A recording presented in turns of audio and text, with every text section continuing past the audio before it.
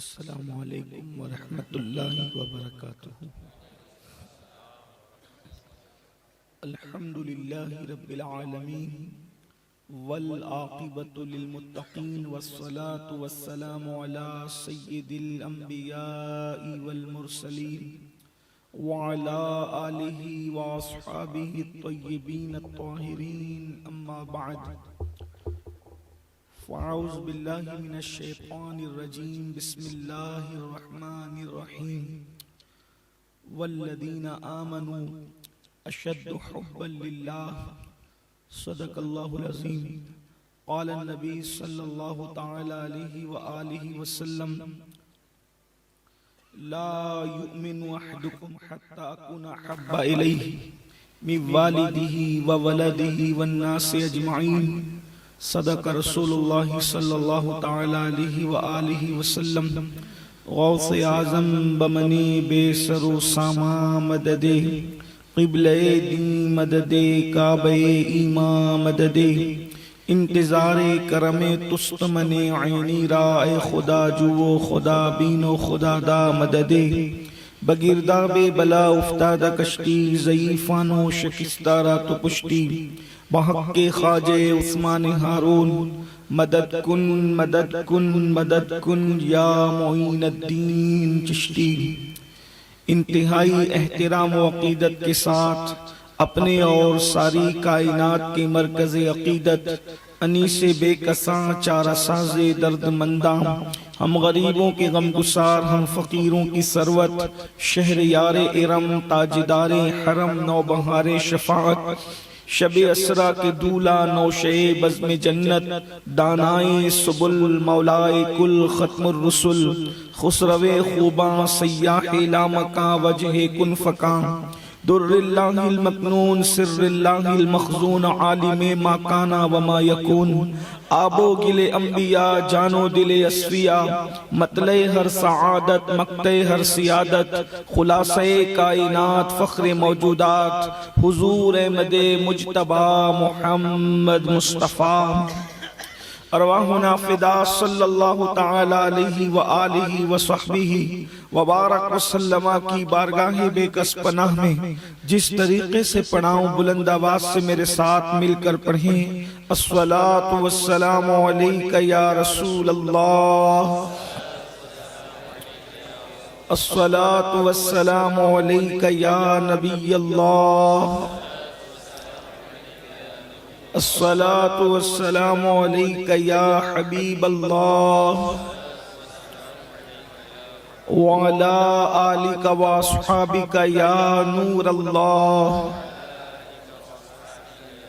صلی اللہ تعالی علیہ وسلم۔ نبی سرور ہر رسول و ولی ہے، نبی سرور ہر رسول و ولی ہے، نبی رازدار مع اللہ علی ہے بیتاب جس کے لیے عرش اعظم، وہ اس رہ روے لامکاں کی گلی ہے، تیرے در کا درباں ہے جبریل اعظم، تیرے در کا درباں ہے جبریل اعظم، تیرا مدح خواہ ہر رسول و ولی ہے، تمنا ہے فرمائیں یہ روز محشر، یہ تیری رہائی کی چٹھی ملی ہے، اور تیرے چاروں ہمدم ہے یک جان یک دل، تیرے چاروں ہمدم ہے یک جان یک دل، ابو بکر فاروق و عثمان علی ہے، ابو بکر فاروق و عثمان علی ہے، اور شفاعت کرے حشر میں جو رضا کی، شفاعت کرے حشر میں جو ہماری، سوا تیرے کس کو یہ قدرت ملی ہے۔ آج کی یہ محفل اصدق الصادقین، سید المتقی، چشم و گوش وزارت، افضل البشر بعد الانبیاء بالتحقیق، سیدنا ابو بکر صدیق رضی اللہ تبارک و تعالی عنہ کی بارگاہ میں خراج عقیدت پیش کرنے کے لیے انعقاد پذیر ہے۔ اللہ رب العزت کی بارگاہ میں دعا ہے کہ آیہ کریمہ اور جس حدیث مبارکہ کو تلاوت کیا گیا اس پر حق کہنے اور اسے اس کے متعلق حق سننے اور حق پر ہمیں عمل کرنے کی توفیق عطا فرمائے۔ انسان وہی انسان کہلانے کے لائق ہے جس کے سینے میں عشق موجود ہے۔ اگر عشق کی چنگاری انسان کے سینے میں نہیں تو عالم ربانی تو کسی کو انسان کہنا دور کی بات، کسی متقی اور پرہیزگار کا کسی کو انسان کہنا دور کی بات، کسی محدث مفسر ولی کا کسی کو انسان کہنا دور کی بات، جرمنی کی خاک چھاننے والا ڈاکٹر اس شخص کو انسان ماننے کے لیے تیار نہیں ہے جس کے سینے میں عشق کی چنگاری نہیں ہے۔ اقبال نے کہا تھا، بجھی عشق کی آگ اندھیر ہے، بجھی عشق کی آگ اندھیر ہے، مسلمان نہیں راک کا ڈھیر ہے۔ اللہ اکبر۔ انسان کے سینے میں جب عشق رسول کا شرارہ بجھ جائے تو پھر وہ انسان نہیں رہ جاتا، وہ راک کا ڈھیر بن جاتا ہے، وہ مسلمان نہیں رہ جاتا، پھر وہ راک کا ڈھیر بن جاتا ہے۔ اور یاد رکھنا، جس سینے میں عشق کی آگ بھڑک اٹھے، جس سینے میں عشق کی آگ لگ جائے تو پھر وہ انسان سب کچھ بن جاتا ہے۔ اس لیے کہ دل جو گوشت کا لٹکنے والا ٹکڑا ہے وہ تو مرغی مرغے کے پاس بھی موجود ہے، لیکن اصل میں وہ کہنے کو تو دل ہے، مگر حقیقت میں دل صرف اللہ نے حضرت انسان کو عطا کیا ہے، اور حضرت انسان میں بھی دل صرف ان کو دیا گیا ہے جس میں یار کی محبت موجود ہے۔ اگر جس میں یار کی محبت نہیں، جس میں یار کی الفت نہیں، پھر وہ دل نہیں، صرف گوشت کا لوتھڑا ہے۔ 108 علوم و فنون کا ماہر مجدد جب دل کی تحقیق اپنے تصوفانہ رنگ میں پیش کرتا ہے تو یوں کہتا ہے، دل ہے وہ دل جو تیری یاد سے معمور رہا، دل ہے وہ دل جو تیری یاد سے معمور رہا، اور سر ہے وہ سر جو تیرے قدموں پہ قربان گیا، جو تیرے قدموں پہ قربان گیا۔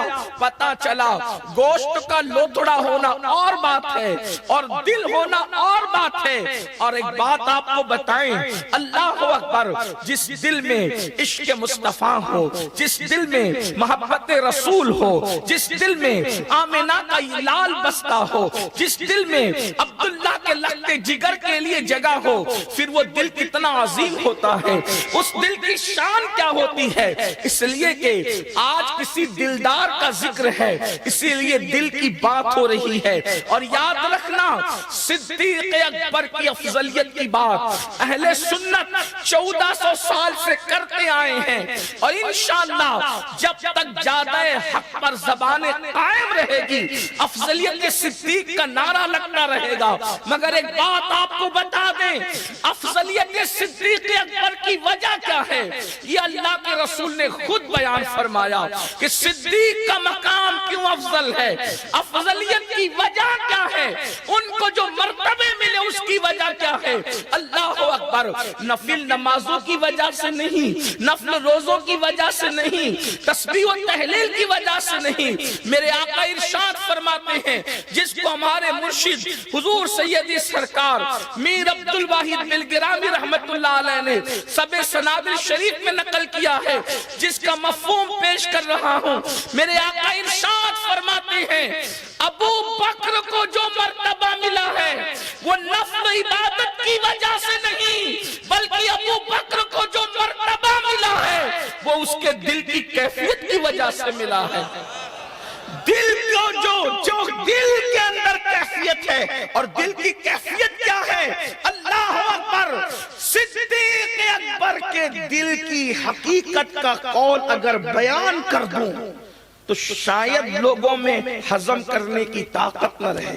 جس کو پڑھنا ہے وہ میر صاحب کی سب سنابل جا کر کے پڑھے کہ صدیق اکبر کے دل کی کیفیت کیا تھی۔ لیکن صرف ایک بات مقال عرفہ سے میں آپ کے سامنے پیش کرتا ہوں، پھر پتا چلے کہ صدیق کس ہستی کا نام ہے، ابو بکر کسے کہتے ہیں، سیدنا صدیق اکبر کی شان کیا ہے۔ امام اہل سنت مقال الغرفا میں لکھتے ہیں، اس کا بھی خلاصہ پیش کر رہا ہوں۔ توجہ کرنا، عشق، اس لیے کہ میرا عنوان آج عشق ہی ہے۔ اللہ پاک ارشاد فرماتا ہے مومن کی شان، مومن وہ ہے والذین آمنوا، ایمان والے وہ ہیں اشد حبا للہ، کہ وہ اللہ سے شدت کی محبت کرتے ہیں۔ ایک ہے محبت حب، اور ایک ہے شدت کی محبت۔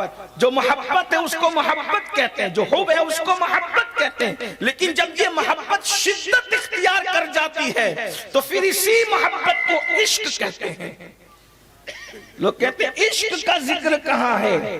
صوفیہ فرماتے ہیں یہ اشد حبا للہ، اور پھر کہ یہاں تو اللہ کی محبت کی بات ہے۔ ہم کہتے ہیں بات سمجھ میں نہیں آتی ہے لوگوں کے، دراصل بات یہ ہے اللہ کی محبت کی نشانی یہ ہے جس کے دل میں رسول اللہ کی جتنی محبت ہوگی پہچان آئے گی کہ یہ حضور سے اتنی محبت کرتا ہے تو اللہ کی وجہ سے محبت کرتا ہے۔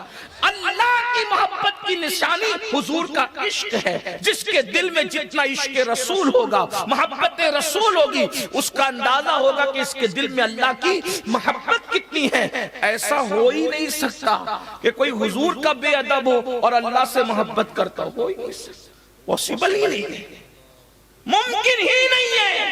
اسی لیے تو میرے امام نے کہا نا ذکر خدا جو ان سے جدا چاہوں نجدیو، واللہ اللہ کی قسم، واللہ ذکر حق نہیں کنجی سقر کی ہے۔ واللہ کا ذکر کیا ہوا؟ تو عرض یہ کر رہا تھا امام اہل سنت نے جو نقل کیا، عشق کیا چیز ہے عشق۔ اسی لیے عارف رومی سے کسی نے پوچھا کہ میں کیا بنوں کہ سب کچھ بن جاؤں، تو فرماتے ہیں عاشق بن جا تو سب کچھ بن جائے۔ نمازی بننے کے بعد ضروری نہیں ہے کہ جو نمازی ہو وہ عاشق بھی ہو، کیونکہ بہت سارے نمازی دنیا دار ہیں۔ حاجی، ہر حاجی عاشق و ضروری نہیں، ہر خطیب و عاشق و ضروری نہیں، خطیب ہو کر بھی عاشق و ضروری نہیں، ہر محدث عاشق و ضروری نہیں، ہر عالم عاشق و ضروری نہیں، ہر ادیب عاشق و ضروری نہیں، بلکہ یہ کہہ دوں ہر غازی کہلانے والا بھی عاشق و ضروری نہیں، ہر شہید کہلانے والا بھی عاشق ہو ضروری نہیں۔ لیکن یاد رکھنا جو عاشق ہوگا وہ نمازی بھی ہوگا، کیونکہ عاشق کو پتا ہوگا کہ میرے محبوب کی آنکھوں کی ٹھنڈک نماز میں ہے، تو نماز کیوں ترک کرے گا؟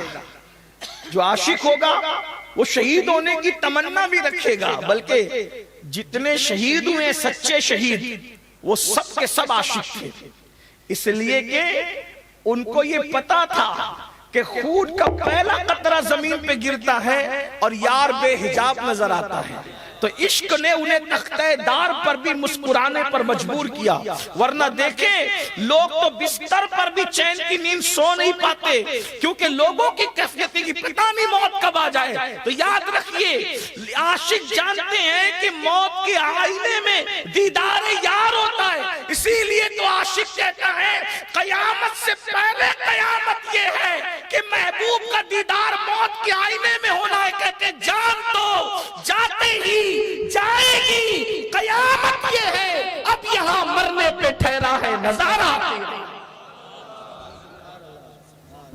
اتنی محنت نہ کرو، میں یہاں لے لیتا ہوں، درود شریف پڑھنے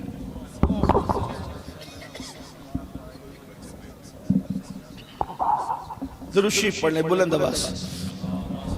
اللہم صلی علی سیدنا و مولانا محمد معدن الجود والکرم والہ الکرام وابنہ الکریم و امتہ الکریمہ یا اکرم الاکرمین وبارک وسلم صلاۃ و سلام علیکہ یا جد الحسن والحسین۔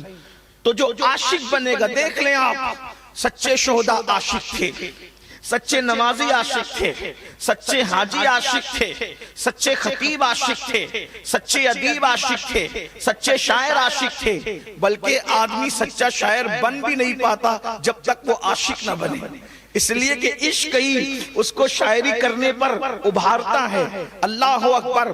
تو عرض یہ کر رہا تھا کہ عارف رومی نے کہا عاشق بن تو سب کچھ بن جائے گا۔ اور آپ کو یہ بات بتا دوں، اس امت میں سب سے بڑا عاشق اکبر اگر اللہ کے رسول کا کوئی ہے تو اسے دنیا صدیق اکبر کہتی ہے۔ وہ صدیق اکبر بھی ہے، وہ عاشق اکبر بھی ہے، وہ غازی اکبر بھی ہے، وہ خطیب اکبر بھی ہے، وہ سید الخطبہ بھی ہے۔ اس لیے کہ امت کا سب سے پہلا خطیب کوئی ہے ان کو دنیا صدیق اکبر کہتی ہے۔ سب سے پہلے جس نے فضائل رسالت ماپ پر علی الاعلان تقریر کی ہے اسے صدیق اکبر کہا جاتا ہے۔ سب سے پہلے جس نے مار کھایا ہے حضور کے لیے اسے صدیق اکبر کہا جاتا ہے۔ جس نے سب سے پہلے کلمہ پڑھا ہے اللہ اکبر جوانوں میں اللہ اللہ، اس ذات کو صدیق اکبر کہا جاتا ہے۔ صدیق اکبر ہے، اللہ اکبر۔ اور یہ بات بھی کہوں، جب بھی حضور کوئی گفتگو کرتے تھے سب سے پہلا نام اگر اکثر حضور کی زبان پر کسی کا آتا تو وہ نام بھی سیدنا صدیق اکبر کا نام تھا۔ صدیق اکبر ہے، امت کا سب سے بڑا خطیب، امت کا سب سے بڑا عاشق رسول، اللہ سے سب سے زیادہ ڈرنے والا، متقی نہیں بلکہ خدا جسے اتقا کے لقب سے یاد کرتا ہے وہ صدیق اکبر رضی اللہ تعالیٰ عنہ کی ذات ہے۔ لیکن بات ان کے عشق رسول کی، امت کا سب سے بڑا عاشق، سب سے بڑا عاشق رسول اس امت میں دنیا جسے صدیق اکبر کہتی ہے۔ لیکن بات جو ہے وہ یہ کہ عاشق کیا ہوتا ہے، عاشق کا مقام کیا ہوتا ہے، عاشق کیسا ہوتا ہے۔ تو مقال العرفاء میں امام لکھتے ہیں جس کا مفہوم یہ ہے کہ سلطان العارفین سیدنا بایزید بسطامی رحمت اللہ علیہ اپنے گھٹنوں کو زمین پہ رکھ کر کے رو رہے ہیں اور آپ کی آنکھوں سے خون کے آنسو نکل رہے ہیں۔ بات یہ ہے اس لیے کہ رونے والے تو دنیا کی محبت میں بھی روتے ہیں لیکن عاشق خون کے آنسو روتا ہے۔ شاید آپ نے نہیں دیکھا ہوگا کسی کو خون کے آنسو روتے ہوئے۔ خون کے آنسو کا آپ نے ذکر تو سنا لیکن خون کے آنسو روتے ہوئے نہیں سنا ہوگا، نہیں دیکھا ہوگا۔ یہ عاشقوں کی صفت ہے اور میں سمجھتا ہوں کہ عاشقوں کو شاید جو اس لیول کے عشاق تھے ہماری نگاہوں نے نہیں دیکھا یا کم دیکھا۔ اللہ اکبر۔ عاشق اچھا یہ بھی ہے جو خون کے آنسو رونے والے لوگ ہیں وہ مجمع عام میں تو نہیں روتے نا، پھر ان کے اپنے رونے کے مقامات بھی جدا ہوتے ہیں، اس لیے کہ ان کو مجمع سے کیا تعلق۔ جب یار کی معرفت نصیب ہوتی ہے تو پھر آدمی دونوں عالم سے بیگانگی کا اظہار کرتا ہے۔ دو عالم سے کرتی ہے بیگانہ دل کو عجب چیز ہے لذت آشنائی۔ جس کو یار کی آشنائی کی لذت نصیب ہو جاتی ہے پھر وہ ویرانہ تلاش کرتا ہے، پھر وہ بیابان تلاش کرتا ہے، پھر وہ تنہائی تلاش کرتا ہے۔ کیوں؟ اس لیے کہ جب وہ تنہا ہوتا ہے تو یار ساتھ ہوتا ہے، جب وہ خاموش ہوتا ہے تو یار محو گفتگو ہوتا ہے، جب وہ آنکھیں بند کرتا ہے تو یار کا مشاہدہ کرتا ہے۔ حضرت مولانا حسن بریلوی کہتے ہیں دل میں ہو یاد تیری گوشے تنہائی ہو، پھر تو خلوت میں عجب انجمن آرائی ہو، آستانے پہ تیرے سر ہو اجل آئی ہو، اور اے جانے جہاں تو بھی تماشائی ہو، اس کی قسمت میں فدا تخت شہی کی راحت، خاک طیبہ پہ جسے چین کی نیند آئی ہو۔ سلطان العارفین بایزید بسطامی گھٹنوں کو ٹیک کر عالم تحجر میں خون کی آنسو رو رہے ہیں۔ کوئی مرید آتا ہے اور آنے کے بعد آپ کو خون کے آنسو دیکھ کر کہتا ہے مرشد آپ خون کے آنسو رو رہے ہیں، خون کے آنسو رونے کی وجہ کیا ہے؟ تو سلطان العارفین بایزید بسطامی فرماتے ہیں بیٹا 2 قدم میں عرش پر گیا تھا۔ عاشق کی پرواز دیکھیں، آپ کی توجہ چاہتا میں یہ بطور تمہید عرض کرتا ہوں، ابھی میں نے گفتگو شروع نہیں کی اور سردی کا موسم بھی ہے، مجھے اس کا خیال بھی ہے، گجرات کی سرزمین ہے اس کا بھی خیال ہے، اور اس سے زیادہ خیال یہ کہ بھروچ کی سرزمین ہے۔ تو میں آپ کے سامنے بہت طویل گفتگو نہیں کروں گا، میں آپ کے سامنے تمہید عرض کر کے تھوڑی سی بات عرض کر کے بات پوری کر دوں گا۔ توجہ ہے آپ کی۔ عاشق کی پرواز دیکھیں، عاشق کی پرواز جہاں کہیں کہیں فرشتوں کے پر تھکتے ہیں، عاشقوں کی پرواز اس کے آگے ہوتی ہے.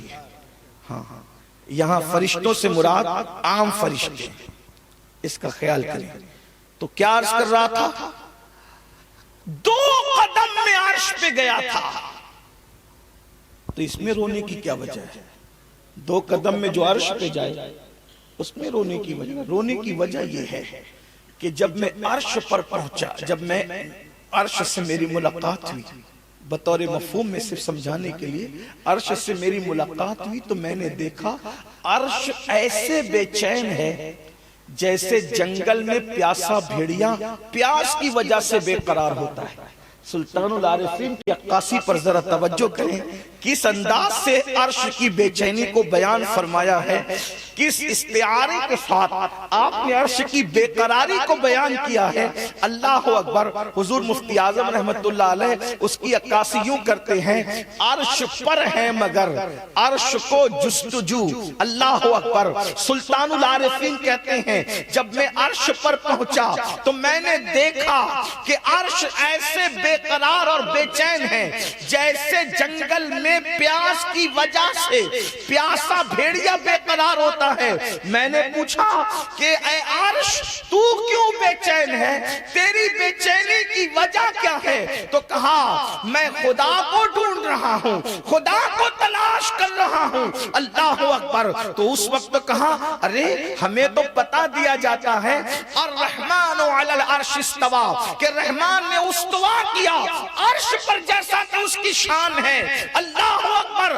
ہمیں تو عرش کا پتہ دیا جا رہا ہے اور تو کہتا ہے کہ میں اس کو اس کی جستجو میں ہوں، اس کی تلاش میں ہوں. تو حضرت بایزید فرماتے ہیں جب میں نے کہا کہ ہمیں تو کہا جاتا ہے الرحمن علی العرش استوا، کہ رحمان نے استوا کیا، ہمیں عرش کا پتہ دیا جاتا ہے. تو اس وقت عرش نے ایک سرد آنکھ کھینچی اور سرد آنکھ کھینچنے کے بعد کہا کہ بایزید جب تم پوچھتے ہو تو عرش کا پتہ دیا جاتا ہے، اور جب ہم پوچھتے ہیں تجھے کہاں تلاش کرے تو ہم سے کہا جاتا ہے بایزید جیسے عاشقوں کے دل میں ہمیں ڈھونڈ لو. جب بایزید جیسا عاشق اللہ اکبر جو ولی ہے اپنے وقت کا، سلطان الاولیاء ہے، سلطان العارفین ہے، تو عرش کو ان کے دل کا پتہ دیا جا رہا ہے. اگر ہمیں پانا چاہتے ہو تو بایزید کے دل کی طرف دیکھو. تو جب بایزید جیسے عاشق کے دل کا یہ عالم ہے تو وہ ابو بکر صدیق.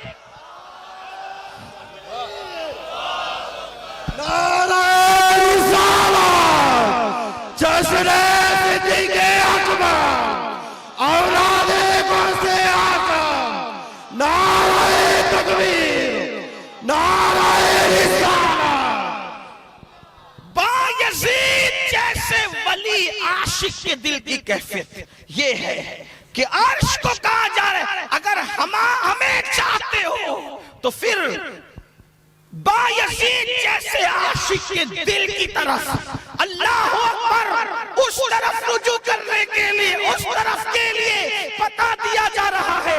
جب بایزید کے دل کا یہ عالم ہے تو اللہ اکبر پھر کسی صحابی کے دل کی کیفیت کیا ہوگی. اور جب صحابہ کے دل کی کیفیت ہم بیان نہیں کر سکتے تو پھر جو صحابہ کا بالاتفاق امام ہو، امام الصحابہ ہو، اس کے دل کی کیفیت کا عالم کیا ہوگا. اسی لیے میرے آقا علیہ السلام نے فرمایا کہ اگر ساری دنیا کے بلکہ ساری امت کا ایمان ایک پلڑے میں رکھا جائے، پوری امت کا ایمان، امت میں کون کون ہے اندازہ تو کریں. سعدی جیسا عاشق، بوسیری جیسا عاشق، اویس کرنی جیسا عاشق، بلال حبشی جیسا عاشق. اللہ اکبر.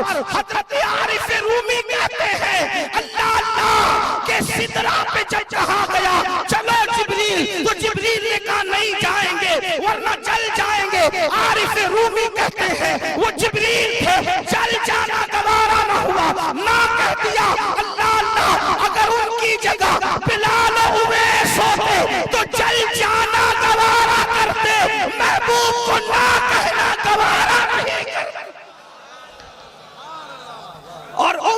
میں بلال جیسا عاشق بھی ہے جس نے حضور کے وصال کے بعد مدینہ ہی چھوڑ دیا. امت میں اویس قرنی جیسے عاشق بھی ہیں جن کا حال یہ ہے کہ حضور علیہ السلام فرمائے کہ اویس ملے تو میری امت کے لیے اس سے دعا کروانا. اور آقا فرمائے پوری امت کا ایمان ایک پلڑے میں رکھا جائے. ہم تو آپ تو کوئی شمار میں نہیں ہے. فرماتے پوری امت کا ایمان. امت میں کون کون لوگ ہیں میرے عزیز؟ محبوب الہی جیسا، غریب نواز جیسا، غوث اعظم شیخ عبد القادر جیلانی جیسا، سید احمد کبیر رفاعی جیسا، صابر کلیر جیسا، جو اپنے دل کی کیفیت بیوی پہ الٹے تو بیوی دم توڑتے. ایسے ایسے عاشق فرماتے پوری امت کا ایمان ایک پلڑے میں رکھا جائے اور ابو بکر کا ایمان ایک پلڑے میں رکھا جائے تو سب کے ایمان پہ ابو بکر کا ایمان بھاری ہو جائے. نعرہ تکبیر، نعرہ رسالت، جشن صدیق اکبر، اولاد رسول، نعرہ تکبیر، نعرہ رسالت. اہل سنت کے عقیدے میں ابو بکر عزت کرنا. داتا صاحب رحمت اللہ علیہ فرماتے ہیں، سرکار داتا علی حجویری رحمت اللہ علیہ کہ رسول اللہ جیسا کوئی پیر نہیں اور یقیناً نہیں ہے، یقیناً نہیں ہے حضور جیسا پیر. اس لیے کہ جتنے پیر ہیں حضور علیہ الصلوۃ والتسلیم کی وجہ سے پیر ہیں. سچے پیروں کی بات کر رہا ہوں، جو سچے نہیں ہیں ان کا تو شمار ہی نہیں. جو سچے ہیں بلکہ سچے بھی کیا کہتے ہیں ذرے جھڑ کر، سچوں کی عادت یہ ذرے جھڑ کر تیری بیزاروں کے تاج سر بنتے ہیں سیاروں کے. اور سچے پیروں کی نمائندگی یہ ہو رہی ہے ہم سے چوروں پہ جو فرمائے کرم خلاتے زر بنے پشتاروں کے. بھروچ والوں اگر سچی بات سننا ہے تو کہہ دو اللہ اکبر. رسول اللہ کی نالین سے جو ذرے جڑ کے ذرے لگ کے جھڑتے ہیں اللہ اکبر. دنیا کا موجودہ کوئی پیر بھی رسول اللہ کی نالین کے ذرے کے برابر نہیں ہو سکتا. یہ شان ہے تو رسول اللہ جیسا پیر داتا صاحب کرے حضور جیسا کوئی پیر نہیں ہے مگر ابو بکر صدیق جیسا کوئی مرید بھی نہیں ہے. نعرہ تکبیر، نعرہ رسالت، جشن صدیق اکبر. سبحان اللہ، سبحان اللہ، سبحان اللہ. جب لوگ محبوب الہی کو سمجھ نہیں پائے، توجہ ہے، محبوب الہی کو سمجھ نہیں پائے تو پھر محبوب الہی کے نانا محمد رسول اللہ کو کیا سمجھ سکتے. اور جب لوگ محبوب الہی کے معاملے میں خسرو کو سمجھ نہیں پائے، جب خسرو کی کوئی مثال نہیں ہے تو پھر رسول اللہ کے مرید ابو بکر صدیق کی مثال کہاں سے لا. لوگ کیا سمجھتے ہیں اللہ اکبر تو کون کرے؟ داتا صاحب کرے رسول اللہ جیسا کوئی پیر نہیں اور صدیق اکبر جیسا کوئی. آداب مریدی اگر سیکھنا ہے تو صدیق اکبر سے. اور ایک بات آپ کو بتاؤں، جو دائیں بائیں سے سن کر کے یہ کہتے ہیں کہ حضور کے وصال کے بعد صحابہ بگڑ گئے تھے، تو ان بگڑے لوگوں کو میں کہنا چاہتا ہوں کہ جب غریب نواز کا یہ حال ہو، غریب نواز 90 لاکھ کو ایمان کی دولت دینے والے غریب نواز، نبی کا شہزادہ عطائے رسول، انا ساگر کو گھاگر میں سمیٹنے والے غریب نواز، ہندوستان والوں کے دل پر راج کرنے والے غریب نواز، ہندوستان کے سنگھاسن پر قیامت تک کے لیے براجمان غریب نواز. حکومت وقت یاد رکھے یہاں تو کل دوسرا رہے گا، زمین ہندوستان کا راجہ ہمارا خواجہ سدا رہے گا. غریب نواز کی شان کیا ہے؟ سیرت نگاروں نے لکھا، سرکار قطب الدین بختیار کاکی کہتے ہیں ہمیشہ آنکھیں بند رکھتے تھے غریب نواز. توجہ کرنا، اگر آپ کو واقعی چشتیت میں رہنا ہے تو توجہ کرنا. اللہ اکبر، سچی چشتیت سرکار قطب صاحب سے بڑھ کر کون بیان کر سکتا ہے. غریب نواز کے جانشین ہے. فرماتے ہیں غریب نواز اکثر آنکھیں بند کر کے رکھتے تھے، لیکن جب آنکھیں کھول کر کسی کو توجہ سے دیکھ لیتے، توجہ کرنا، آنکھیں کھول کر جب کسی کو توجہ سے دیکھ لیتے تو پھر وہ نہیں رہ جاتا، وہ نہیں رہ جاتا. اپنے الفاظ میں سمجھانے کے لیے کہہ دوں، ڈاکو کو دیکھ لیتے، ڈاکو نہیں رہ جاتا. چور کو دیکھ لیتے، چور نہیں رہ جاتا. جھوٹے کو دیکھ لیتے، جھوٹا نہیں رہ جاتا. تاثیر اتنی تھی نظر میں، جس کو توجہ سے دیکھ لیا اس کو مقام ولایت عطا کر دیتے تھے. آپ بتاؤ، جب عطائے رسول کسی کو ایک نظر دیکھے تو اتنی بلندی پہ لے جاتے ہیں جس رسول نے بار ابو بکر کو دیکھا ہو اور ابو بکر نے بار مصطفیٰ جان احمد کو دیکھا ہو تو وہ ابو بکر کیا ہے یہ بیان ہی نہیں ہو سکتا. محدث اعظم کے لب و لہجے میں قلم توڑ دیا جائے، زبان خراج کر دی جائے. مرتبہ حضرت صدیق کا یہ ہے سید. ہر فضیلت کے وہ جامع ہے، ہر فضیلت کے وہ جامع ہے، ہر فضیلت کے وہ جامع ہے. نبوت کے صدیق. نعرہ تکبیر، نعرہ رسالت، اولاد غوث اعظم جشن صدیق اکبر. سبحان اللہ، سبحان اللہ، سبحان اللہ. جو ناپاک دودھ والے سچے سیدوں کو شک کی نظر سے دیکھتے ہیں، ان کا عقیدہ کیا ہے؟ تو سنو ہمارا عقیدہ کیا ہے. نبوت کے بعد جتنی فضیلت ہو سکتی ہے تصورات میں لے آؤ، تصورات میں ہر فضیلت کے جامع ہے صدیق، ہر فضیلت کے وہ جامع ہے. اور کس نے کہا؟ کسی کسان دیہاتی نے نہیں، محدث اعظم نے کہا. ہاں، وہ محدث اعظم جب 500 علماء اسٹیج پر ہوتے تھے تو خطبہ صدارت کے لیے ان کو منتخب کیا جاتا تھا. وہ محدث اعظم کہہ رہا ہے اور لوگ حالات دیکھ کر زبان بدلتے ہیں. وہ تو تاریخ السلطنت کا بیٹا ہے. لوگ سلطنت کے لیے بکتے ہیں، وہاں سلطنت کو پیر مار کر خدا کو پانے کے لیے نکلا جاتا ہے. تو وہاں زبانیں نہیں بدلتی. محدث اعظم ہند کی چوچوی رحمت اللہ علیہ ارشاد، ہر فضیلت کے وہ جامع، ہر فضیلت کے وہ جامع ہے. نبوت کے سوا کون کہہ رہا ہے؟ محدث اعظم. تو صدیق اکبر اتنے بڑے عاشق، 3 منزلیں ہیں عشق کے اظہار کی. حضور نے لا یؤمن احدکم حتی اکون احب الیہ من والدی وولدی والناس اجمعین. کوئی تم میں کا کامل مومن نہیں ہو سکتا جب تک اپنے نبی سے محبت نہ کرے. کتنی؟ اپنے ماں باپ سے زیادہ، اپنی اولاد سے زیادہ، اور سب لوگوں سے زیادہ جب تک محبت نہ کرے. پھر ایک مقام اور آگے آیا ایک دوسری حدیث میں، جب تک اپنی جان سے زیادہ محبت نہ کرے کامل مومن نہیں ہوگا. بس مختصر سردی کا خیال کرتے ہوئے، صدیق عشق کے ہر منزل کا امام ہے. توجہ ہے، صدیق ہر عشق کی ہر منزل کا امام ہے. صدیق عشق کی ہر منزل کا امام ہے. پہلی منزل کیا آتی ہے؟ لوگ اجمعین. شروعات کرتے لوگوں سے پیار بھی ہوتا ہے، نفرتیں بھی ہوتی ہیں نا. لیکن اگر لوگوں سے محبت ہو، توجہ، لوگوں سے اگر محبت ہو، صدیق نے لوگوں کو ہی چھوڑ دیا حضور کے عشق.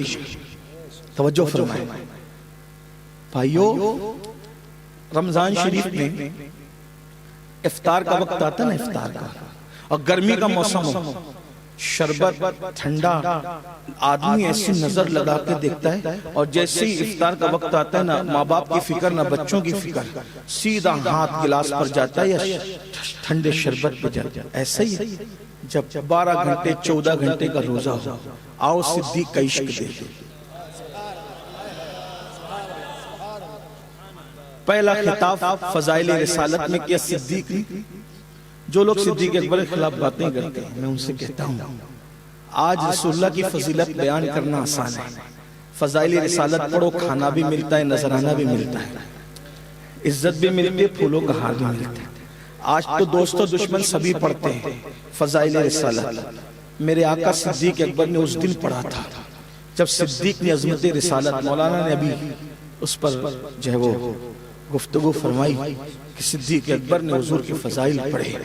اتنا مارا مکے والوں نے کہ ادمرہ چھوڑ کے بھاگ کے، وہ بھی غلط فہمی میں کہ مر گئے، مردہ چھوڑ سمجھ کر چھوڑ کے بھاگے.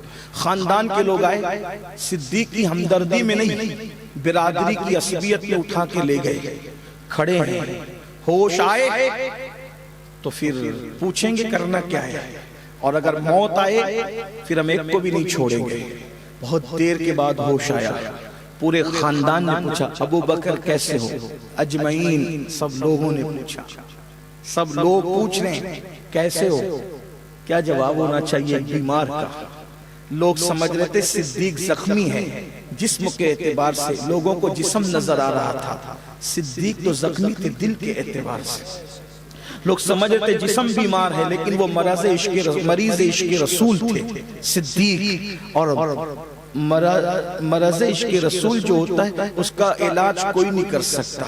ہمارے دادا مرشد فرمایا کرتے تھے مرض عشق کا بیمار بھی کیا ہوتا ہے، مرض عشق کا بیمار بھی کیا ہوتا ہے، جتنی کرتا ہے دوا درد سوا ہوتا ہے، جتنی کرتا ہے دوا درد سوا ہوتا ہے.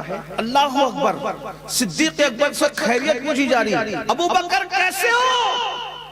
جواب کیا دیتے ہیں پتہ ہے؟ کوئی مسلمان نہیں ہے وہاں، تنہا ابو بکر صدیق مسلمان. خاندان کے لوگ کہہ رہے ہیں کیسے ہو؟ کہتے ہیں پہلے یہ بتاؤ میرے آقا کیسے ہیں، پہلے یہ بتاؤ میرے آقا کیسے. وہ سلامت، سب سلامت. غصے میں آ گئے لوگ، ہمیں تیری پڑی ہے، تجھے کسی اور کی پڑی ہے. سب لوگ چھوڑ کر چلے گئے، لوگ چھوڑ کے چلے گئے، قربان کر دیا. کیونکہ لوگوں کو تو قربان ہی کر دیا، قربان کسی کی پرواہ نہیں کی. ماں ہوتی ہے، ماں سرہانے بیٹھی رہی. ماں نے کہا بیٹا دودھ پی لو. بے ہوش تھی نا، دودھ کا. ماں جب تک میرے آقا کو نہیں دیکھوں گا نہ کچھ کھاؤں گا نہ کچھ پیوں گا. بیٹے پی لو. ماں قسم ہے اللہ کی کچھ نہیں کھانا جب تک ان کو نہیں دیکھنا. بتاؤ وہ کیسے ہیں؟ مجھے کچھ خبر نہیں. کہا جاؤ ام جمیل بنت خطاب کو بلا کر کے لاؤ، وہ بتائے گی. جب گئی ان کی والدہ ام خیر ان کا نام تھا. اللہ اکبر. پوچھا کہ تمہارے آقا کیسے ہیں؟ انہوں نے کہا مجھے کیا خبر، اور کون آقا؟ کیونکہ اس وقت ایمان چھپایا جا رہا تھا، بہت زیادہ لوگ تکلیف پہنچا رہے تھے، گنڈا گردی کرتے تھے لوگ مسلمانوں کے ساتھ. اللہ اکبر. تو پھر کہا کہ اچھا ابو بکر بلاتے ہیں. جب پہنچے تو پوچھا آقا کیسے ہیں؟ انہوں نے کنکھیوں سے اشارہ کیا تمہاری امی سن رہی ہے، کہ ان کی فکر نہ کرو، بتاؤ کیسے ہیں؟ کہا حضور خیر سے سلامت ہے، دار ارقم میں ہے آقا. کہا اچھا مجھے لے چلو. اور پھر صدیق ماں کا اور ام جمیل کا سہارا لے کر جیسے ہی گئے دار ارقم کی طرف، حضور نے پوچھا ابو بکر کیسے ہو؟ عرض کرتے ہیں حضور آپ سلامت ہے، میرا سب کچھ سلامت ہے. اور حضور سے لپٹ گئے. حضور نے لپٹایا اور وہ منظر تھا کہ حضور صدیق کو دیکھ کے رو رہے تھے اور صدیق حضور کو دیکھ کر رو رہے تھے، اور دونوں کو روتے دیکھ کر صحابہ رو رہے تھے. اور پھر جب صدیق اکبر کے آنسو تھمے ہیں تو صدیق نے عرض کی آقا دعا کر دے میری ماں بھی مسلمان ہو جائے، اللہ ان کو بھی ایمان کی دولت عطا کر دے. بس حضور کے ہاتھ کیا اٹھنے تھے، پھر اس دعا کی شان ہی کیا. وہ تو خود جانے دعا ہے، وہ تو خود شان دعا ہے. اللہ اکبر. میرے امام اس دعا کا تصور یوں باندھتے ہیں، عنایت کا جوڑا، اجابت کا صحرا، دلہن بن کے نکلی دعائے محمد، اجابت نے جھک کر گلے سے لگایا، بڑی ناز سے جب دعائے محمد. اللہ اکبر. ادھر ہاتھ اٹھے اور ادھر صدیق اکبر کی امی کو ایمان قبول کرنے کی توفیق نصیب ہو گئی، اور اسی وقت ان کی والدہ نے ایمان قبول کیا. یہ ابو بکر صدیق ہیں جن کے ماں باپ بھی صحابی ہیں، جو خود بھی صحابی ہیں، ان کے بیٹے بھی صحابی ہیں اور ان کے پوتے بھی صحابی ہیں، جس کی چار پشت صحابیت پر ہو اسے صدیق اکبر کہتے ہیں۔ لوگوں کو قربان کیا پرواہ نہیں کی۔ دوسری منزل آتی ہے لوگوں کے بعد مال، اولاد سے پہلے مال، کیونکہ جب بچہ بیمار پڑتا ہے تو آدمی کیا کہتا ہے، ڈاکٹر صاحب جتنا مال چاہے لے لو میرا بچہ اچھا ہو جائے، ایسے ہی ہے نا، یعنی کہ اب مال کی باری۔ صدیق نے مال سے زیادہ حضور کو چاہا۔ آج کل کے عاشقوں کی بات نہیں کر رہا ہوں جو 250 روپے کی چپل بیچنے کے لیے بھی اللہ کی جھوٹی قسم کھا لیتے ہیں، ان کی بات نہیں کر رہا ہوں۔ جو سبزی بیچنے کے لیے بھی اللہ کی جھوٹی قسم کھا لیتے ہیں، جو حضور کے لیے اگر کبھی مجمع میں رو بھی دیں تو خیال کرتے ہیں کوئی دیکھ رہا ہے کہ نہیں دیکھ رہے۔ نادان عبادت میں ریاکاری کرتے کرتے کتنا ریاکار ہو گیا۔ یہ عشق میں بھی ریاکاری کرنے لگا۔ جو عشق میں ریا کرے اس سے بڑا منافق کون ہو سکتا ہے؟ یاد رکھنا، آدمی ہر جگہ دکھاوا کرتا ہے لیکن وہ عشق میں سچا ہوتا ہے۔ اس لیے یاد رکھنا، دعا کرو اللہ ہمیں سچا کرے عشق میں، اللہ ہمیں خاک کرے ان کی طلب میں۔ مال کس کو پسند ہے؟ مال کے لیے بھائی بھائی کا گلا کاٹتا ہے نا؟ مال کے لیے کیا نہیں، لوگ ضمیر بیچتے ہیں، مسلک بدلتے ہیں، زبانیں بکتی ہیں، قلم بکتے ہیں، خطابات بکتے ہیں، سب بکتا ہے، سب بکتا ہے اس دنیا میں، سب بکتا ہے، اور پیسے سے سب خریدا جا سکتا ہے۔ اِنَّا لِلَّهِ وَإِنَّا، اگر بکتا نہیں کوئی ہے تو اسے عاشق کہتے ہیں۔ عاشق کو کبھی خریدا نہیں جا سکتا، جو سچا عاشق اس کو کبھی خریدا، اس کو صرف محبوب خریدے گا، کوئی نہیں خرید سکتا۔ یہ بات ہے۔ بلال کو کس نے خریدا؟ جب تک بلال عاشق نہیں تھے لوگ خریدتے رہے، جس دن بلال عاشق ہو گئے تو محبوب کے سوا خرید کون سکتا؟ یہ عشق، اس لیے کہ عشق کی بولی ہر کوئی لگائی نہیں سکتا، عشق کی بولی ہر کوئی لگائی نہیں سکتا، یہ تو بات ہی جدا ہے۔ صدیق اکبر نے مال کی کبھی پرواہ نہیں کی۔ جس دن مسلمان ہوئے صدیق اکبر، جس دن ایمان لائے حضور، بلکہ ایک بات آپ سے عرض کروں، انہوں نے تو پوری زندگی کبھی شرک کیا ہی نہیں تھا، بت پرستی کبھی نہیں، پوری زندگی کبھی بت پرستی نہیں تھی۔ شراب جب حرام نہیں تھی تب بھی ابو بکر صدیق نے کبھی شراب کو ہاتھ نہیں لگایا۔ جب لوگ جانوروں کے ساتھ زنا کر لیتے تھے تب بھی صدیق اکبر بدکاری کی طرف نہیں گئے۔ کیوں؟ اس لیے کہ خدا نے ان کو محبوب کی وزارت کے لیے چن لیا، حضور کی خلافت کے لیے چن لیا تھا۔ اور یہ بات کتابوں میں موجود ہے کہ آسمانی کتابوں میں یہ بات تھی کہ ان کے وزیر کی شان کیا ہوگی۔ بلکہ آپ جب تشریف لے گئے اعلان نبوت، حضور نے ابھی نبوت کا اعلان نہیں کیا تھا، یمن گئے تو صدیق اکبر کو دیکھ کر کے ایک راہب نے کہا کیا تم مکے سے نہیں آ رہے ہو؟ تم مکی نہیں ہو؟ کہا بالکل مکے سے آ رہا ہوں۔ تو تمہارا قبیلہ؟ تو کہا بنو تمیم کا رہنے کے قبیلے سے تعلق رکھتا ہوں۔ تو کہا کیا اپنے پیٹ سے کپڑا ہٹا سکتے ہو؟ تو کہا یہ پیٹ دیکھنے کی کیا ضرورت ہے، میں نہیں ہٹاتا پیٹ سے کپڑا، اتنے باحیا تھا، پیٹ سے کپڑا نہیں ہٹایا۔ کب؟ ابھی نبوت کا اعلان۔ اور ابو بکر وہ ہیں جنہیں بچپن ہی سے رسول اللہ کی دوستی کا شرف ملا تھا۔ دونوں کی عمر میں 2.5 یا 3 سال کا فرق تھا۔ صدیق اکبر کی عمر 2.5 یا 3 سال کم تھی بس، باقی حضور علیہ الصلوۃ والتسلیم تو چونکہ بظاہر 2.5-3 سال کی عمر میں جو وہ کوئی زیادہ فرق نہیں ہوتا تو دوستی میں جو وہ اس طرح سے ہوتا ہے۔ تو صدیق اکبر حضور کے بچپن کے دوست تھے۔ آپ کی معلومات کے لیے بتا دوں، ہمارے بعض بزرگوں نے لکھا ہے سیدہ خدیجۃ الکبریٰ کے نکاح کے دن اللہ کے رسول نے جو لباس پہنا تھا وہ صدیق اکبر نے بطور ہدیہ کیا ہوا تھا۔ پہلے نکاح میں رسول اللہ نے جو ہمارے علماء نے لکھا ہے، پتہ نہیں لکھنے والوں نے کہاں تک انصاف کیا، لیکن ہماری کتابوں میں یہ موجود ہے بعض کتابوں کے اندر کہ صدیق اکبر اس وقت بھی حضور کے ساتھ تھے جب سیدہ خدیجہ کے ساتھ حضور کا نکاح کیا جا رہا تھا، چونکہ آپ دوست کی حیثیت سے ساتھ ساتھ تھے۔ 12 سال کی عمر میں حضور علیہ الصلوۃ والتسلیم جو ملک شام کے قافلے میں تھے، اس قافلے میں بھی صدیق اکبر اپنے گھر والوں کے ساتھ یعنی اپنے جو وہ بڑوں کے ساتھ وہ تھے، وہ بھی اس وقت ساتھ گئے ہوئے تھے. بہرحال تو عرض یہ کر رہا تھا کہ سیدنا صدیق اکبر نے فرمایا کہ یہ پیٹ سے کپڑا ہٹانے کی بات کیوں آ گئی اور تم میرا پیٹ کیوں دیکھنا چاہتے ہو؟ حالانکہ مردوں کا پیٹ اگر کوئی مرد دیکھے تو میں نہیں سمجھتا کہ کوئی بہت بڑی عیب کی بات سمجھی جاتی ہے, اور آج تو اور بھی کوئی عیب کی بات نہیں ہے, جبکہ آج کے دور میں لوگ پھٹی ہوئی پینٹ شوق سے پہن رہے ہوں, وہ بھی مسلمان کلمہ پڑھنے والے جن کے گھٹنے بھی دکھ رہے ہیں, جن کی رانیں بھی دکھ رہی ہیں, اتنے بے دکے پن کے ساتھ لوگ جی رہے ہیں. تو اس دور میں پیٹ کا دکھنا دکھانا کون سی شرم کی بات لوگ محسوس کریں. لیکن یاد رکھنا دنیا کے بہاؤ میں بہنے والوں, یہ تمہیں یاد ہونا چاہیے کہ جس رسول سے عشق کا دعویٰ کرتے ہو عاشق کتنا با حیا ہوتا ہے, عاشق کا خمیر کس طریقے سے حیا سے گوندا جاتا ہے. اللہ اکبر. وہاں کلمہ پڑھنے سے پہلے فطرت میں حیا کا یہ عالم ہے, اور یہاں کلمہ پڑھنے کے بعد صرف ہیرو کی محبت میں عاشق رسول کہلا کر پھٹی ہوئی پینٹ پہن کر کے رانے دکھا رہے ہو, وہی رانے لے کر کے مسجد میں جاتے ہو, خود کی نماز بھی اور دوسروں کی نماز میں بھی خلل پیدا کرتے ہو. اللہ کے بندو مجھے تو یہ بات کہنے میں بھی حیا آ رہی ہے, کیا بیان کریں. اللہ رحم و کرم فرمائے. لوگوں نے بتایا یہاں تک کہ شارٹ شرٹ پہنتے ہیں, اس پہ جینز پہنتے ہیں, رکوع اور سجدے میں جاتے ہیں تو وہ ادھر الٹ جاتی ہے, یہ ادھر الٹ جاتے ہیں, اور پیچھے سے ستر عورت نظر آتا ہے. سوچو اللہ کے گھر کا تقدس کتنا پامال ہو رہا ہے. پھر مسلمان کہتا ہے ہم عاشق رسول ہو کر مولانا کیوں ستائے جا رہے ہیں؟ عاشق رسول ہو کے ستائے نہیں جا رہے ہیں, حضور کا دل دکھانے کی وجہ سے ستائے جا رہے ہیں, حضور کو گنبد خضرا میں رنجیدہ کرنے کی وجہ سے ستائے جا رہے ہیں. اللہ کی عزت کی قسم, جس دن مسلمان حضور کا دل خوش کرنے لگے گا خدا ساری خوشیاں تمہارے قدموں میں ڈال دے گا. ابھی اس مجمع میں بھی کچھ میرے ایسے نوجوان بھائی ہوں گے, بچے ہوں گے جنہوں نے پھٹی پینٹ. آپ مجھے بتائیں پھٹی پینٹ سے ہمارا کیا تعلق؟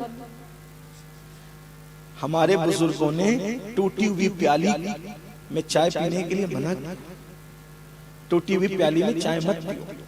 اب کیوں مت پیو؟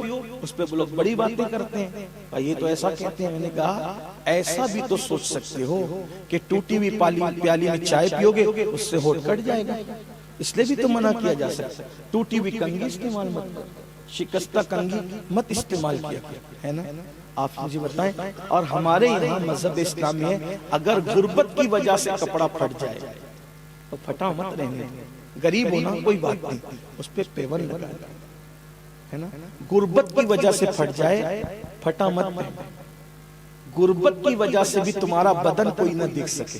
جو مذہب غربت میں پیون کی تعلیم دیتا ہو تو پھر آپ کروڑ پتی ہونے کے بعد بھی اگر 10,000 کی ڈیمیج پینٹ خریدنے جا رہے ہیں تو یہ بے غیرتی کی انتہا ہے کہ نہیں؟ غربت میں بھی آپ اپنے جسم کی نمائش نہیں کر سکتے, پیون لگاؤ. اور میں تو یہ کہتا ہوں دو عالم کے بادشاہ نے اپنے لباس میں صرف اس لیے شاید پیون لگایا ہوگا تاکہ پیون لگانا میری سنت ہو جائے, تو میں غریبوں کی غربت پر اپنی سنت کا پردہ ڈال دوں. حضور نے پیون لگایا ہے, لیکن افسوس ہے کہ جس رسول نے پیون لگا کر لباس پہنا آج اس کی امت کے جوان اللہ پھٹے. اور کہاں سے پھٹے؟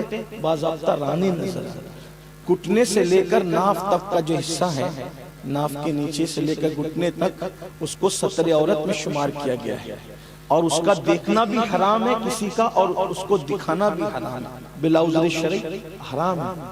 اللہ کی بارگاہ میں توبہ کرو, معافی طلب کرو, اچھے کپڑے پہنو, شریفوں والے لباس پہنو تو بات دور نہ نکل جائے. عرض کیا کر رہا تھا کہ اس بوڑھے نے کہا راہب نے تیرا پیٹ دکھا, تو فرمایا پیٹ دکھانے کی بات کیوں آ گئی یہاں؟ تو تب اس نے کہا میں نے اپنی اگلی آسمانی کتابوں میں پڑھا ہے کہ خاتم النبیین ہوگا, آخری نبی دنیا میں تشریف لائے گا, مکے میں وہ پیدا ہوگا, مدینے میں ہجرت کرے گا, جہاں کھجور کے درخت ہیں وہاں وہ ہجرت کرے گا, اور اس کا وزیر ہوگا جو اس پر جوانوں میں سب سے پہلے ایمان لائے گا. تو تیرا قبیلہ بھی وہی ہے جو کتاب میں لکھا ہے, تیری شکل بھی وہی ہے جو کتاب میں لکھی ہے, سب میں چیک کر چکا, لیکن ایک چیز جو کتاب میں لکھی ہے وہ تیرے اندر دکھ نہیں رہی ہے, اور جب تو کپڑا ہٹائے گا نہیں وہ مجھے نظر نہیں آئے گی. تو کیا لکھا ہے تیری کتاب میں؟ تو کہا میری کتاب میں یہ لکھا ہے کہ جو نبی کا اول وزیر ہوگا, جو نبی پر جوانوں میں سب سے پہلے ایمان لائے گا, اس کے پیٹ میں الٹی طرف ایک تل ہوگا, الٹی طرف پیٹ پر پر ایک تل ہوگا. ابھی تک وہ تل صدیق اکبر نے بھی نہیں دیکھا تھا. ابھی تک وہ تل صدیق اکبر نے بھی نہیں دیکھا تھا. آپ کو حیرت ہوئی تو کہا کہ تیرا قبیلہ وہی ہے جو تو نے بتایا, تیرا پیدائش کی جگہ وہی ہے جو تو نے بتایا, تیرا حلیہ بھی میں دیکھ رہا ہوں, لیکن بس وہ تل دیکھنا چاہتا ہوں. میں کوئی بے حیا آدمی نہیں, میں راہب ہوں, آسمانی کتابوں کا عالم ہوں, مجھے وہ تل دیکھنا ہے. کتنے تمہارے جسم میں تل ہے آپ کو بھی نہیں پتا. ہاتھوں پر ہو تو توجہ چلی جاتی ہے, پیروں پر ہو تو توجہ چلی جاتی ہے, جسم کے تل پر توجہ نہیں جاتی. اللہ اکبر. جب صدیق اکبر نے پیٹ سے کپڑا ہٹایا تو خود صدیق کو بھی حیرت ہوئی کہ اب تک میں اپنا تل نہیں دیکھ سکا تھا. جو اس بوڑھے نے توجہ دلائی تو دیکھا کہ بائیں طرف تل ہے. تل کو دیکھا. پھر وہ راہب نے 12 شعر حضور کی نعت کے لکھے اور کہا جا اور جانا اس کو میرا سلام کہنا اور کہنا کہ میں نے ان کی شان میں یہ لکھا ہے, جا کر کے پیش کر دینا. لیکن یہ بات آگے بڑھانے سے پہلے بتاؤ مسلمانوں, ابو بکر کو سمجھتے کیا ہو؟ اللہ نے آسمانی کتابوں میں ابو بکر کے پیٹ کا دل بھی بیان کیا ہے. جس کے پیٹ کا دل آسمانی کتابوں میں بیان کیا جائے اسے ابو بکر صدیق کہتے ہیں. آپ اندازہ فرمائیں صدیق اکبر کی شان. اور یمن میں تھے, سوچا کہ کون ہوگا, وہ کون ہوگا جو آخری نبی اور میں اس کا وزیر, اس پہ پہلا ایمان لانے والا. جیسے ہی لوٹ کر یمن سے مکہ گئے, بیٹھے تو کچھ ٹیڑے ترچھے جمع ہوئے, کیونکہ وہ بہت بڑے تاجر تھے. صدیق اکبر شریف آدمی تھے, لوگ بڑی عزت کی نظر سے دیکھتے تھے. تو اتنے میں آ گیا ابو جہل اور اس نے کہا ابو بکر مکے میں تمہارے جانے کے بعد ہنگامہ آ گیا. کیا ہنگامہ ہوا؟ بولے محمد نے صلی اللہ علیہ وسلم کہا کہ وہ اللہ کے نبی ہیں. بس اتنا سننا تھا. صدیق اکبر نے کوئی بات ہی نہیں کی, اٹھ کر کے گئے سرکار کے پاس. اور چونکہ دوست تھے نا تو دوستی میں بڑی قربت بھی تھی. پوچھا کیا آپ نے ایسا کہا؟ ہاں ایسا کہا, مجھ پہ وہی آئی, اللہ کا نبی ہوں میں. سرکار نے فرمایا تو دوستی کے ماحول میں کہا اگر آپ نبی ہیں تو کوئی معجزہ دکھائیں نا. سرکار نے مسکرا کے کہا کیا یمن میں جو بوڑھا ملا تھا وہ معجزہ تیرے لیے کافی نہیں ہے؟ یمن میں جس بوڑھے سے ملاقات ہوئی وہ کافی نہیں ہے؟ کہا کہ میں تو یمن میں بہت سے بوڑھوں سے ملا, لیکن کس بوڑھے کی آپ بات کر رہے ہیں؟ کہا جس نے تیرا تل دکھایا. ہائے ہائے ہائے, جو یمن میں تل کی بات جانتا ہو وہ مدینے میں رہ کر کے دلوں کی بات نہیں جانتا. کہا جس نے تیرا دل دکھایا. ہاں تو اس نے میری شان میں کچھ اشعار بھی لکھ کے دیے نا, وہ بھی تم پڑھ کے سنا.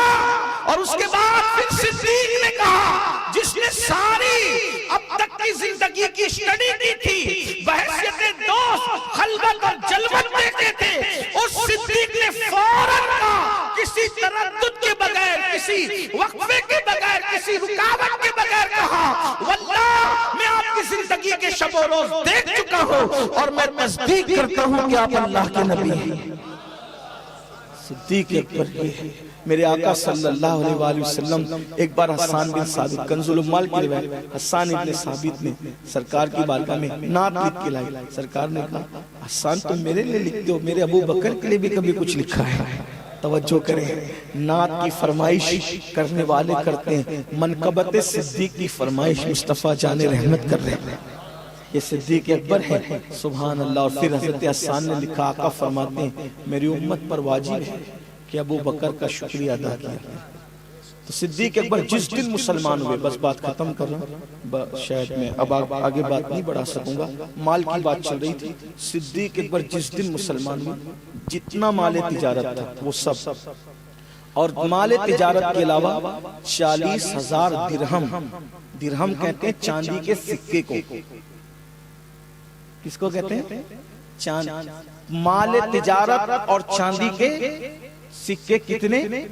40,000 جس دن مسلمان ہوئے حضور کی بارگاہ میں قدموں میں لا کے رکھ دیا، حضور یہ سب آپ کے ہیں، اسلام کے لیے اس کو جہاں چاہے خرچ فرمائیں۔ صدیق اکبر ہے۔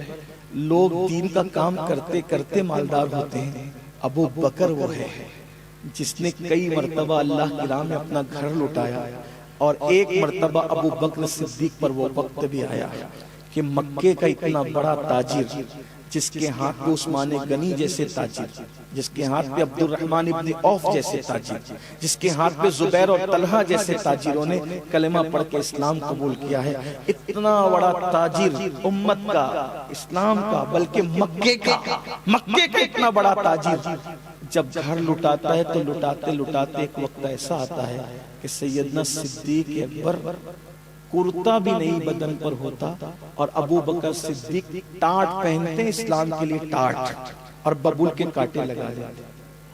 وجہ ہم تبوک کی جنگ میں جا رہے ہیں، اور اس وقت تو مسلمانوں کے پاس شہیدوں کو کفن دینے کے لیے کپڑا بھی نہیں ہے، کرتا بھی اتار کر اللہ کی راہ میں دے دیا، کوئی شہید ہوگا تو اس کو میرا کرتا بطور کفن کام آ جائے گا۔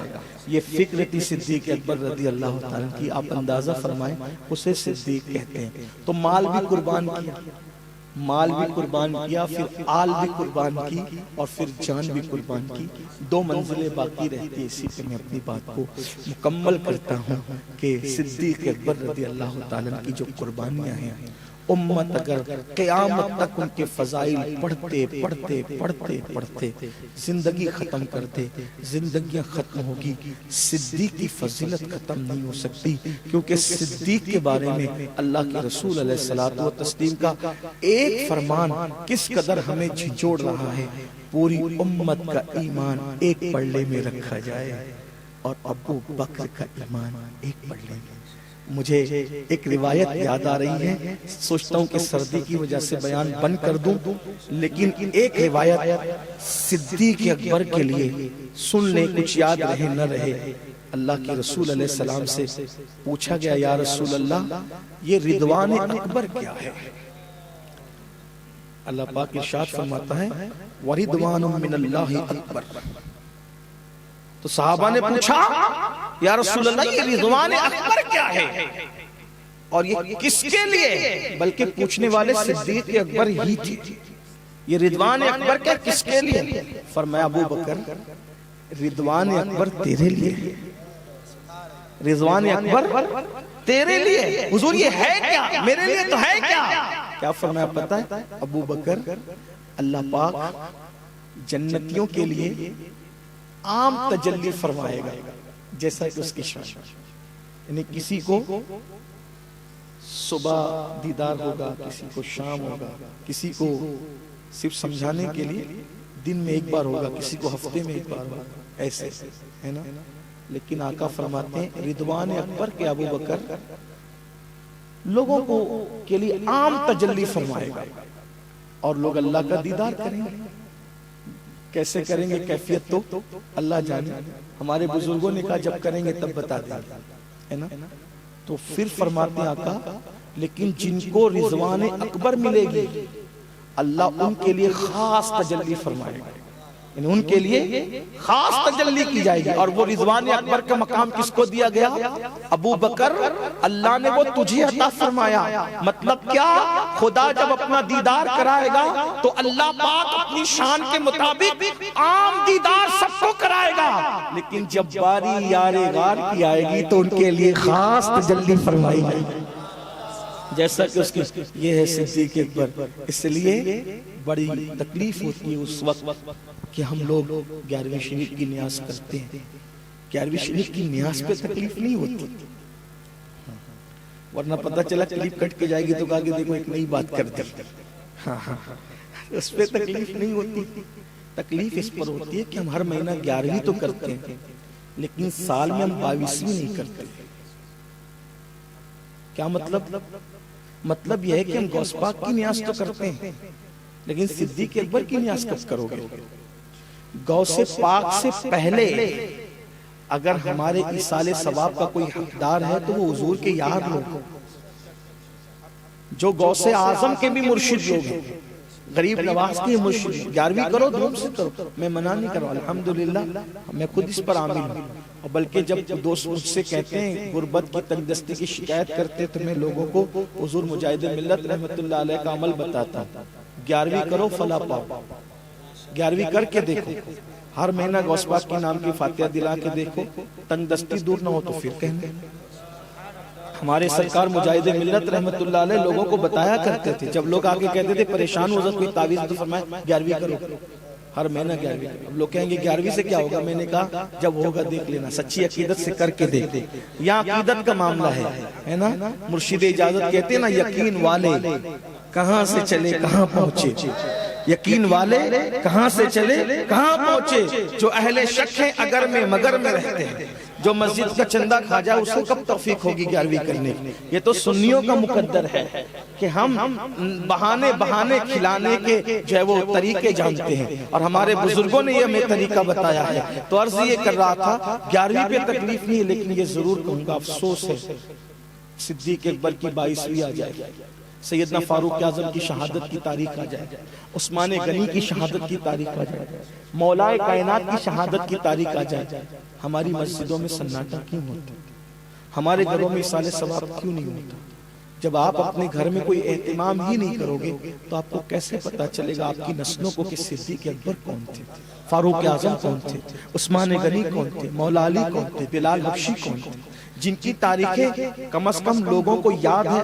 ان کی تاریخوں میں تو اصالہ ثواب کی تقریب کرو, اور پھر دیکھو کہ حضور کے محبوب لوگ, حضور نے جن کو چاہا. سرکار نے ایک مرتبہ ایک ہاتھ ابو بکر صدیق کا اپنے ہاتھ میں لیا, دوسرا ہاتھ فاروق اعظم کا ہاتھ میں, اور صحابہ کا دیکھ رہے ہو اس حالت میں, ہاں دیکھ رہے یا رسول اللہ, فرماتے ہیں جیسے آج دیکھ رہے ہو نا, ہم قیامت میں بھی اسی طرح آئیں گے.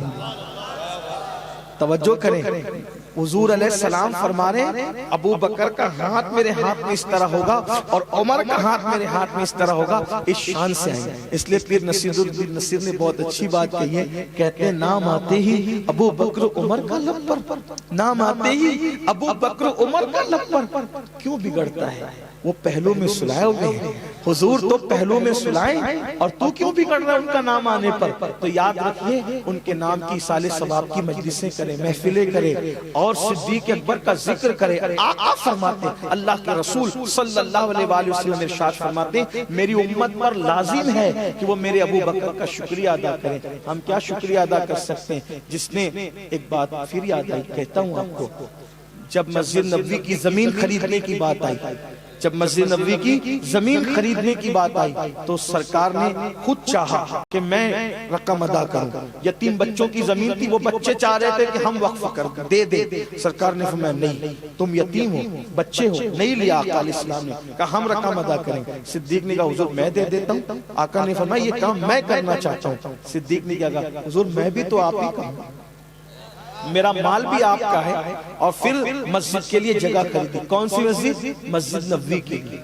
مسجد نبوی کے لیے کیا سمجھے؟ مسجد نبوی کے لیے جگہ خریدنے کا مطلب کیا سمجھے؟ عشق والوں کو اس میں دھیان کرنا چاہیے. کچھ باتیں ایسی ہوتی ہے جو کتابوں میں نہیں لکھی ہوتی, لیکن عشق کی نظر سے دیکھو تو سمجھ میں آتا ہے. مسجد نبوی کی زمین خریدنے کا مطلب کیا ہے؟ کیا مطلب ہوا؟ تو مطلب کیا ہوا؟ یہ مطلب ہوا کہ کسی نے بھروچ کی مسجد کے اندر جگہ, بھروچ کی مسجد کے لیے جگہ خرید کے دی, اور پھر حضور شیخ الاسلام آئے, اس میں آپ نے نماز ادا فرمائی. بتاؤ خریدنے والا کتنا بھی بڑا مالدار ہے, وہ کیا شیخ الاسلام کی طرح نماز ادا کر سکتا ہے؟ نہیں کر سکتا. مال تو ہے, زمین خرید لی اور وقف کر دی مسجد کے لیے, پوری زندگی شیخ الاسلام کی طرح سجدہ نہیں کر سکتا. مگر اگر شیخ الاسلام کے سجدے کا ثواب حاصل کرنا ہو تو کیا مسجد کے لیے جگہ وقف کی, اور وقف کرنے کے بعد شیخ الاسلام نے آ کے نماز پڑھ لی. نماز شیخ الاسلام نے پڑھی. اب ان کے سجدے کا جو ثواب ملا, ان کے ثواب میں کوئی کمی کیے بغیر اللہ شیخ الاسلام کے وہ سارے سجدوں کا ثواب اس کو دے گا جس نے مسجد کے لیے زمین خرید کے وقف کی تھی. سمجھ میں آتی ہے بات؟ اور اگر کوئی خوش نصیب ہے، کوئی خوش نصیب ہے، حضور سرکار کلا نے پڑھ دی، حضور مفتی اعظم نے پڑھ دی، حضور محدث اعظم نے پڑھ دی، بتاؤ ان جیسے لوگوں کا سجدے کے برابر کوئی کر سکتا ہے؟ ممبر والے اللہ والوں کو چھوڑ کر کے میں معذرت کے ساتھ کوئی نہیں کر سکتا میرے بھائی۔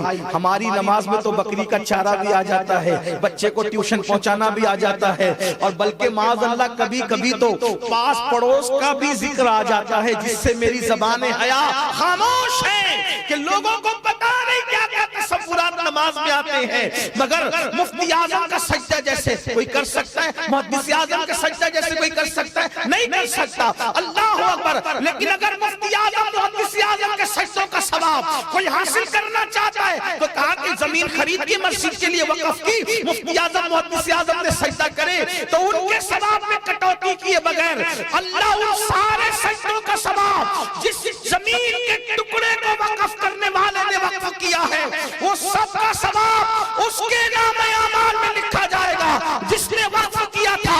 اگر اور مقدر نصیب بیدار ہے تو مسجد جس نے وقف کی ہے، غوث اعظم آ کر نماز پڑھنے، غریب نواز آ کے نماز پڑھنے، بولو ان کے سجدے کا ثواب کس کو ملے گا؟ اب ذرا ہوش سے شان صدیق سن لو، جس کی وقف کی ہوئی زمین پہ جو سجدہ کرتا ہے اس کے سجدے کا ثواب واقف کو بھی ملتا ہے۔ تو نادان اللہ کے رسول نے کم و بیش 10 سال تک کے اس زمین پہ سجدہ کیا ہے جو ابوبکر صدیق نے وقف کیا ہے۔ جب حسین نے پاک کے سجدے کا کوئی جواب نہیں ہو سکے تو لائیے دونوں جہاں میزان میں نے ایک سجدہ زمین کربلا سے لے لیا۔ جب حسین کا سجدہ ایسا ہے تو ان کے نانا کا سجدہ کیسا ہوگا؟ اور وہ 10 سال کے سجدے کا فیض جس کے نام اعمال میں لکھا جا رہا ہے اسے دنیا ابوبکر صدیق۔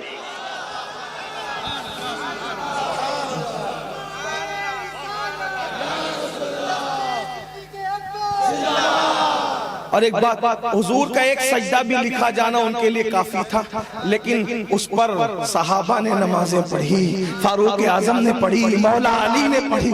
اس مولا علی نے پڑھی کہ تیر نکل گیا نماز میں خبر نہیں۔ توجہ تو فرمائیں، سعد نے پڑھی، سعید نے پڑھی، طلحہ نے پڑھی، زبیر نے پڑھی، ابو ہریرہ نے پڑھی، بلال نے پڑھی، اویس کرنی نے پڑھی، غوث اعظم نے پڑھی، غریب نواز۔